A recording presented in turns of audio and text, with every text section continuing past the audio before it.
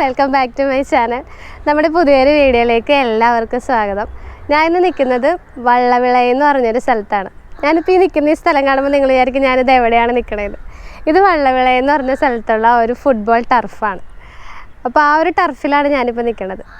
ആദ്യം ഞാൻ വള്ളവിള എവിടെയാണെന്ന് നിങ്ങൾക്ക് പറഞ്ഞുതരാം. വള്ളവിള എന്ന് പറഞ്ഞാൽ തമിഴ്നാട് സ്റ്റേറ്റിൽ കന്യാകുമാരി ജില്ലയിലുള്ള ഒരു ചെറിയൊരു തീരദേശ ഗ്രാമമാണ് വള്ളവിള. അപ്പോൾ അതിനോട് ചേർന്ന് അവിടെ ഉള്ള ഒരു ഫുട്ബോൾ ടർഫാണിത്. അപ്പോൾ ഇതൊരു പ്രമോഷൻ വീഡിയോ എന്നല്ല കേട്ടോ. ഞാൻ ഈ ടർഫിനെ കുറിച്ച് പറയാൻ കാരണം എന്ന് പറഞ്ഞാൽ ഈ ഒരു ടർഫിൻ്റെ വർക്കിന് വേണ്ടിയിട്ട് ഇവിടെ വന്നപ്പോഴാണ് ഈ വള്ളവിള എന്ന് പറഞ്ഞ ഒരു ഗ്രാമവും ഇവിടുത്തെ കുറച്ച് കാഴ്ചകളൊക്കെ കാണാനിടയായത്. അതുകൊണ്ടാണ് ഞാൻ ഇവിടെ തന്നെ നിന്ന് ഇൻട്രോ പറയണത്. അപ്പോൾ ഞാൻ ഈ ടർഫിനെ കുറിച്ച് കുറച്ച് കാര്യങ്ങൾ ഞാൻ നിങ്ങൾക്ക് പറഞ്ഞുതരാം. ഇത് ആർട്ടിഫിഷ്യൽ ഗ്രാസ് ഉപയോഗിച്ച് ചെയ്തിട്ടുള്ള ഒരു ഫുട്ബോൾ ടർഫാണ്. സബ്സീറോ എന്നാണ് ഈ ഗ്രൗണ്ടിൻ്റെ പേര്. അപ്പോൾ ഇവിടെ പേയ്മെൻറ്റ് ചെയ്തിട്ട് ടൂർണമെൻറ്റോ അല്ലെങ്കിൽ ഫുട്ബോൾ പ്രാക്ടീസോ ഒക്കെ നടത്താൻ പറ്റിയ രീതിയിലാണ് ഈ ഒരു ഗ്രൗണ്ട് ചെയ്തിരിക്കുന്നത്. പിന്നെ നിങ്ങൾക്ക് ഇതുപോലെയുള്ള സ്പോർട്സുമായിട്ട് ബന്ധപ്പെട്ട് ടെന്നീസ് കോർട്ടോ ഫുട്ബോൾ ടർഫോ ഒക്കെ ചെയ്യാനായിട്ട് താല്പര്യം ഉണ്ടെങ്കിൽ KSBC എന്ന് പറഞ്ഞ ആ ഒരു കമ്പനിയാണ് ഈ ഒരു ടർഫ് ഇവിടെ നിർമ്മിച്ചിരിക്കുന്നത്.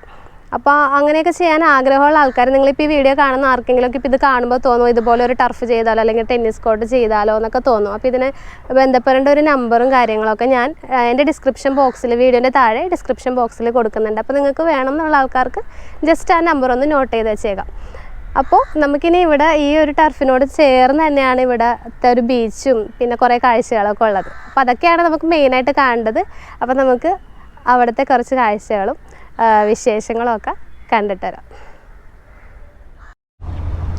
ഇപ്പോൾ ഞാൻ നിൽക്കുന്നത് വള്ളവിള എന്ന് പറഞ്ഞ ഒരു സ്ഥലത്ത്, അവിടുത്തെ ഒരു ബീച്ചിൻ്റെ അടുത്താണ് ഞാനിപ്പോൾ നിൽക്കുന്നത്. അപ്പോൾ നിങ്ങൾ ഈ പുറയിൽ കാണുന്നതാണ് മുക്കോണുകൾ എന്ന് പറഞ്ഞൊരു സാധനം. നിങ്ങളിത് പല സ്ഥലത്തും കണ്ടിട്ടുണ്ടാവും. ഇപ്പോൾ നമ്മൾ ഗോവയിലൊക്കെ പോയിട്ടുണ്ടെങ്കിൽ അവിടുത്തെ ബീച്ചിൻ്റെ സൈഡിലേക്ക് ഇത് കുറേ ഇട്ടിരിക്കുന്നത് നമുക്ക് കാണാൻ പറ്റും. അപ്പോൾ ഈ ഒരു മുക്കോണുകൾ നിർമ്മിക്കുന്ന ഒരു പ്ലാന്റാണ് ഇതിൻ്റെ അടുത്ത് തന്നെ കാണുന്നത്.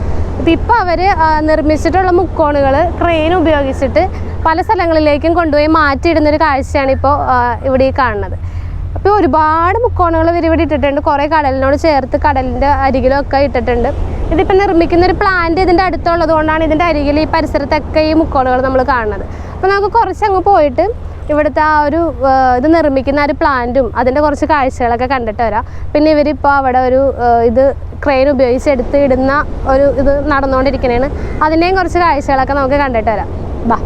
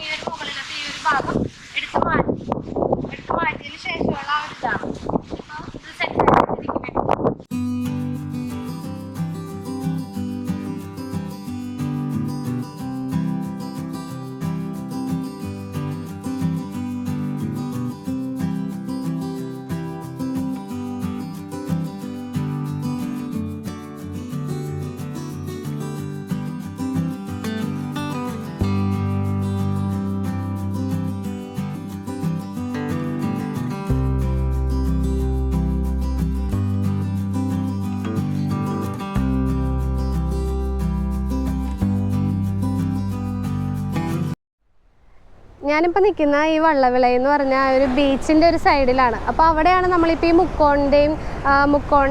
മുക്കോൺ ഉണ്ടാക്കുന്ന ആ ഒരു പ്ലാന്റും കാര്യങ്ങളൊക്കെ കണ്ടത്. ഇവിടെ കൂടുതലും ഇല്ല, ഈ സൈഡിലെല്ലാം തെങ്ങും തോപ്പുകളാണ് ശരിക്കും പറഞ്ഞാൽ. ആ ഒരു സൈഡിലൊക്കെ കൂടുതലും തെങ്ങിൻ തോപ്പുകളും അങ്ങനെയുള്ളൊരു ഒഴിഞ്ഞ പറമ്പുകൾ പോലെ ഇങ്ങനെ കിടക്കുകയാണ്. അതിനോട് ചേർന്നിട്ടാണ് ഇവിടെ ഇപ്പോൾ ഈ കാണുന്ന ഈ ഒരു ബീച്ചിൻ്റെ കാഴ്ചകളൊക്കെ നമ്മൾ കാണുന്നത്. പിന്നെ മെയിനായിട്ട് ഞാനിപ്പോൾ നിൽക്കുന്ന ഈ റോഡെന്ന് പറഞ്ഞിട്ടുണ്ടെങ്കിൽ ഇത് ശരിക്കും ബസ്സൊക്കെ ഓടിക്കൊണ്ടിരുന്നൊരു റോഡായിരുന്നു. അപ്പോൾ ഈ കടൽക്ഷോഭത്തിൻ്റെ സമയത്ത് നശിച്ചു പോയതാണ് ശരിക്കും. ഇപ്പോൾ പുനർനിർമ്മാണം നടന്നുകൊണ്ടിരിക്കുകയാണ് ഇതിൻ്റെ. അപ്പോൾ അതിന് വേണ്ടിയിട്ട് കല്ലും കരിങ്കല്ലൊക്കെ ഇറക്കിക്കൊണ്ടിരിക്കുകയാണ് ഇപ്പോൾ നടന്നുകൊണ്ടിരിക്കുന്നത്. ഇവിടെ റോഡ് പണി നടന്നുകൊണ്ടിരിക്കുകയാണ്. നമുക്ക് കാറും കാര്യങ്ങളും ബസ്സെല്ലാം പോരുന്ന റോഡാണെങ്കിൽ ഇപ്പോൾ ഒട്ടും പ്രവർത്തനം ഒരു നല്ല രീതിയിലൊക്കെ കിടക്കല്ല, റോഡ് വളരെ മോശമായിട്ട് കിടക്കണേണ്. അപ്പോൾ ഇവിടെ ഒരുപാട് എന്താ പറയുക കടൽക്ഷോഭം അനുഭവപ്പെടുന്ന ഒരു സ്ഥലം കൂടി ആയതുകൊണ്ടാണ് ഈ രീതിയിലുള്ള മുക്കോണങ്ങളൊക്കെ നിർമ്മിച്ച് ഇവർ കടൽ ഭിത്തി ഉണ്ടാക്കുന്നത്. ഇതാണ് ഇവിടുത്തെ ബീച്ചിൻ്റെ കാഴ്ചകൾ, അതിനോട് ചേർന്നിട്ടുള്ള മുക്കോൺ നിർമ്മാണം. പിന്നെ ഇനി ഇതിൻ്റെ അടുത്തായിട്ട് തന്നെ ഒരു LSM എന്ന് പറഞ്ഞിട്ടൊരു ഐസ് പ്ലാന്റ് ഉണ്ട്. നമുക്ക് അവിടെ പോയിട്ട് അതിൻ്റെയും കുറച്ച് കാഴ്ചകളൊക്കെ കാണാം. പിന്നെ ഇവിടെ പ്രത്യേക രീതിയിൽ മീനെയൊക്കെ പിടിക്കുന്ന ഒരു കാഴ്ചയൊക്കെ ഉണ്ട്. ഇവരിവിടെ കരമുടി വലിക്കലെന്നാണ് ഇതിനെ പറയണത്. കടലിലേക്ക് കൊണ്ടുപോയി ബോട്ടിന് കൊണ്ടുപോയി അവർ വല നീട്ടിയിടും. എന്നിട്ട് കരയിൽ നിന്ന് ഒരുപാട് ആൾക്കാർ ചേർന്നിട്ട് അവരതിങ്ങനെ വലിച്ച് കരയിലേക്ക് അടുപ്പിച്ചിട്ടാണ് ആ രീതിയിൽ മീൻ പിടിക്കുന്ന ഒരു രീതിയും കാര്യങ്ങളൊക്കെ ഉണ്ട്. അതിൻ്റെ കുറച്ച് കാഴ്ചകളൊക്കെ നമുക്ക് കാണാം. പിന്നെ ഇവിടെ ഒരു അത്ഭുതം നടന്ന ഒരു പള്ളിയും ഒരു കപ്പേള, ചെറിയൊരു കപ്പേളയുണ്ട്. അപ്പോൾ അതിൻ്റെ കുറച്ച് കാഴ്ചകളൊക്കെ നമുക്ക് കാണാനുണ്ട്. അപ്പോൾ നമുക്ക് ഈ ബീച്ചിൻ്റെ സൈഡിൽ കൂടി തന്നെ നടന്നാണ് അങ്ങോട്ട് പോകുന്നത്. അപ്പോൾ നടന്നു പോകുന്ന വഴിക്ക് ബീച്ചിൻ്റെയും കുറേ കാഴ്ചകളൊക്കെ കാണാം. അപ്പോൾ നമുക്ക് പോയിട്ട് വരാം, ബാ. ഇതാണ് ഇപ്പോൾ ഞാൻ പറഞ്ഞില്ലേ കരമുടി വലിക്കില്ലെന്ന് പറഞ്ഞത്. ഇങ്ങനെയാണ് അവർ ഒരുപാട് ആൾക്കാർ ചേർന്നിട്ട് ഇങ്ങനെ വല വലിച്ച് കരയിലടുപ്പിക്കുന്നത്. അതായത് ഇവർ ബോട്ടിനെ ആദ്യമേ കൊണ്ടുപോയിട്ട് കടലിലേക്ക് ഒരുപാട് ദൂരെ ബോട്ട് പോയിട്ട് നീട്ടിയിടും, കടലിലേക്ക് നീട്ടും. എന്നിട്ട് കരയിൽ നിന്നിട്ട് ഇങ്ങനെ ആളുകൾ ചേർന്നിട്ട് വലിച്ച് കരയിലേക്ക് അടുപ്പിക്കും.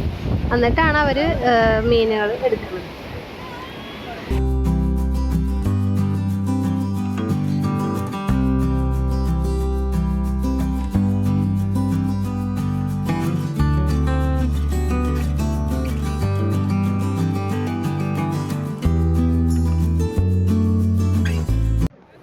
ഇന്ന് ഇവർക്ക് ശരിക്കും പറഞ്ഞാൽ വളരെ കുറച്ച് മീനെ കിട്ടിയിട്ടുള്ളത്. കാരണം ജെല്ലി ഫിഷ് ആയിരുന്നു കൂടുതലുണ്ടായിരുന്നു വലയിൽ.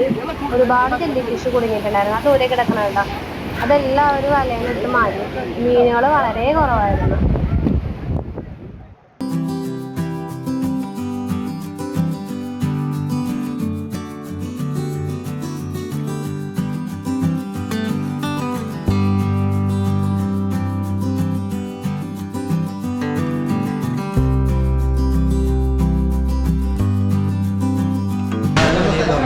നമ്മളിപ്പോൾ നിൽക്കുന്നത് നമ്മൾ വള്ളവിളയെന്ന് പറഞ്ഞ ബീച്ചിൽ, ആ ബീച്ചിൻ്റെ സൈഡിൽ അവിടെ തന്നെയുള്ള ഒരു ഐസ് പ്ലാന്റ്. ഇവരിപ്പോൾ ചെയ്തുകൊണ്ടിരിക്കുന്നത് ബോട്ടിൽ പോയിട്ട് പിടിച്ചുകൊണ്ടുവന്ന മീനെല്ലാം ഐസ് ചെയ്ത് കയറ്റി വിട്ടുകൊണ്ടിരിക്കുന്ന ഓരോ സ്ഥലങ്ങളിലേക്ക്. അവിടെ പിടിച്ചുകൊണ്ടുവന്ന മീനിങ്ങനെ ഐസ് ഇട്ട് ബോട്ടിൽ പോയിട്ട് പിടിച്ചുകൊണ്ടുവന്ന ഫ്രഷ് ആയിട്ടുള്ള മീനാണ്. ഇതിൻ്റെ പേരെന്താണ് പറയുന്നത്? സെയിൽ ഫിഷ് എന്നാണ് ഇവർ നാട്ടിലൊക്കെ പറയണതാണ്. തളമീൻ എന്നാണ് പറയുന്നത്. അതിനെ പിടിച്ചോണ്ട് ഐസ് ഇട്ട് വെച്ചേക്കണെങ്കിൽ കട്ട് ചെയ്യും അല്ലേ? കട്ട് ചെയ്തിട്ടാണ് പിന്നീട് ഐസ് ചെയ്തിട്ടാണ് കയറ്റി വിടുന്നത്. കട്ട് ചെയ്തെടുത്ത മീനുകളെല്ലാം ഇപ്പോൾ വണ്ടിയിൽ കയറ്റി വിട്ടോണ്ടിരിക്കുന്ന വേണ്ടിയിട്ടാണ്. പിന്നെ ഇവിടെ ഐസ് ചെയ്ത് വെച്ചിട്ടുണ്ട്. ഐസ് മാത്രമാണ്. അതെ അതെ അതെ.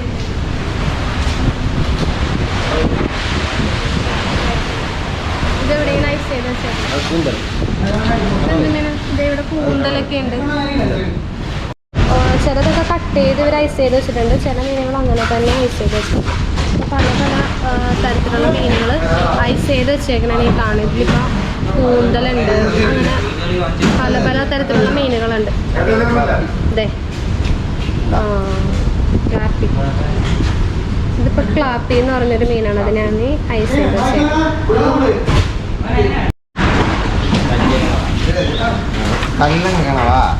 എന്ത് കാണാൻ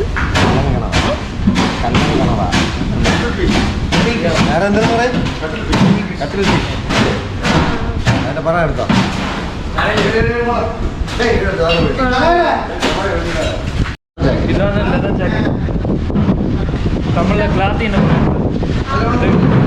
എക്സ്പോർട്ടിങ് സാധനമാണ്. എങ്ങോട്ടല്ല എക്സ്പോർട്ടിങ്? കൊല്ലം. കൊല്ലം മെയിനായിട്ട് കൊല്ലം. ഇതെന്താ? ഇപ്പൊ നമ്മളവിടെ കണ്ട അതിനെ കട്ട് ചെയ്ത് വെച്ചേക്കണേ.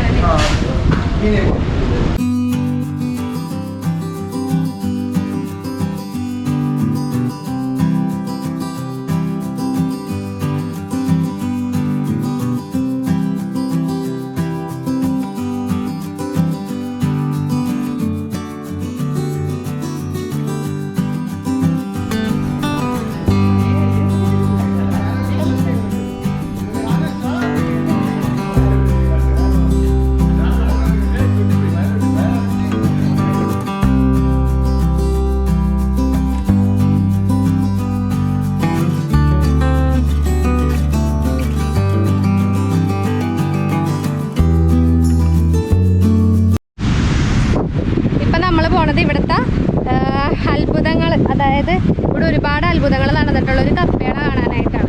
അത് വള്ളവിളയിൽ തന്നെയാണ്, ഈ ബീച്ചിൻ്റെ സൈഡിൽ തന്നെയുള്ളൊരു കപ്പേളയാണ്. അതാണ് നിങ്ങൾ തന്നെ പുറകിൽ കാണുന്നത്. ഇപ്പോൾ അവിടെ പ്രാർത്ഥനയൊക്കെ നടന്നുകൊണ്ടിരിക്കുകയാണ്. അപ്പോൾ നമുക്ക് അടുത്ത് പോയിട്ട് അതിൻ്റെ കൂടുതൽ കാഴ്ചകൾ കാണാം. പിന്നെ അവിടെ അത്ഭുതമുള്ള ഒരു കിണറുണ്ട്. അപ്പോൾ അത് പണ്ട് അതിന് കഥകളൊക്കെ ഉണ്ട്.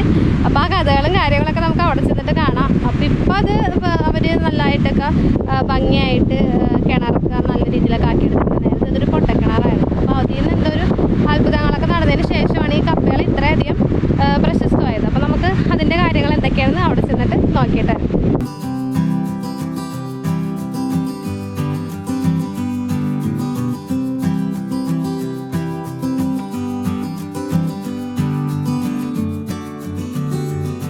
ഈ കാണുന്ന ഒരു കുരിശടി ഒരാൾ, ഒരു വയസ്സായ ഒരാൾ ഇവിടെ കിടപ്പുണ്ടായിരുന്നു.